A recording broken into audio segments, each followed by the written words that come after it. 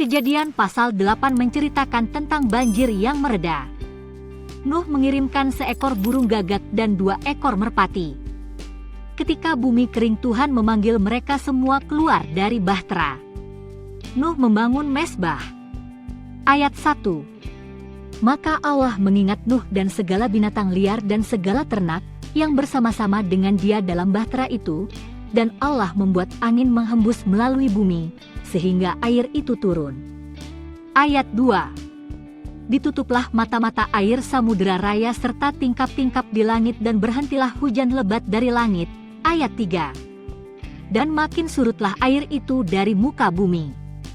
Demikianlah berkurang air itu sesudah 150 hari. Ayat 4. Dalam bulan yang ke-7, pada hari yang ke-17 bulan itu, terkandaslah bahtera itu pada pegunungan Ararat. Ayat 5. Sampai bulan yang ke-10 makin berkuranglah air itu. Dalam bulan yang ke-10, pada tanggal 1 bulan itu, tampaklah puncak-puncak gunung. Ayat 6.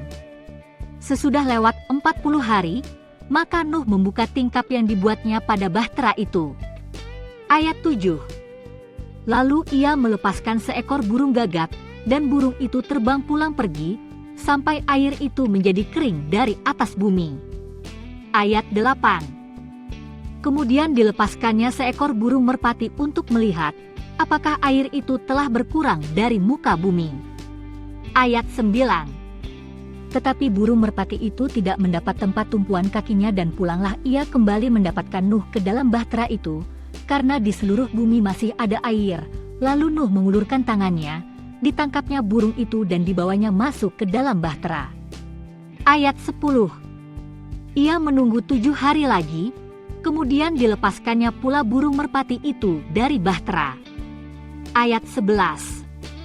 Menjelang waktu senja pulanglah burung merpati itu mendapatkan Nuh, dan pada paruhnya dibawanya sehelai daun zaitun yang segar. Dari situlah diketahui Nuh bahwa air itu telah berkurang dari atas bumi. Ayat 12. Selanjutnya ditunggunya pula 7 hari lagi, kemudian dilepaskannya burung merpati itu, tetapi burung itu tidak kembali lagi kepadanya. Ayat 13.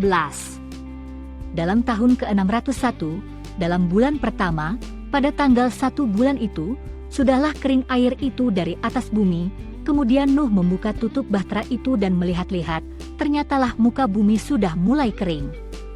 Ayat 14. Dalam bulan kedua, pada hari yang ke-27 bulan itu, bumi telah kering. Ayat 15. Lalu berfirmanlah Allah kepada Nuh. Ayat 16.